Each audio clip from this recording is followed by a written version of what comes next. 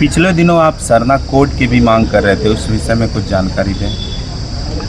मैं बता देना चाहूँगा 2011 का जो अभी तक का अंतिम जनगणना है उसमें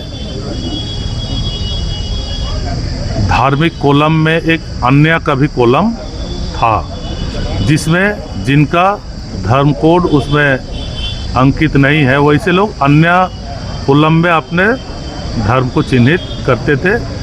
और झारखंड के लोग आदिवासी जो सरना धर्म को मानते हैं उन्होंने उस अन्य कॉलम का इस्तेमाल किया था, लेकिन भाजपा अन्य कॉलम को भी हटा दी है और अब आदिवासी समुदाय के लोग जो आदि धर्म, जो प्रकृति से जुड़े धर्म, सरना धर्म जो निराकार ईश्वर के लिए है उसे ये मानते हैं। और जो आदिवासी समुदायों का कहना है कि हमारा धर्म सबसे पुराना है और प्राकृतिक आधारित है, लेकिन जनगणना कॉलम में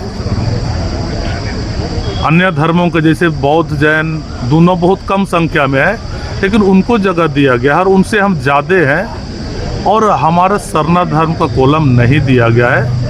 चूँकि संविधान के अनुच्छेद 25 में सबों को धार्मिक स्वतंत्रता दी गई है, तो इसलिए धार्मिक पहचान और धार्मिक अस्तित्व बनाए रखने का संवैधानिक अधिकार हमें है, आदिवासियों को है।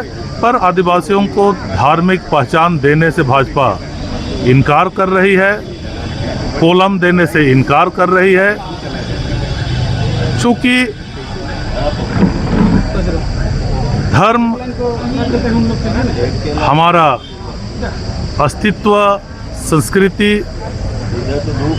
से जुड़ा है और देश ही हमारा देश ही नहीं पूरा दुनिया अपने अपने धर्मों को लोग मानते हैं, तो यह अधिकार आदिवासियों को भी मिलना चाहिए।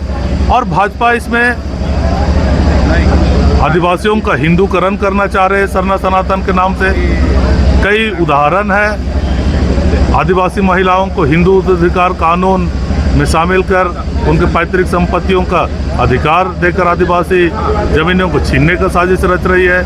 यहाँ तक कि मैं तो भाजपा की कई संस्थाएं हैं जो सरना झंडा जो अभी उपयोग कर उसका भी वे लोग साजिश बता रहे हैं। तो इस तरह से भाजपा आदिवासी अस्तित्व को समाप्त करने के लिए सरना कोड को देने से इनकार कर रही है, जो कि असंवैधानिक है।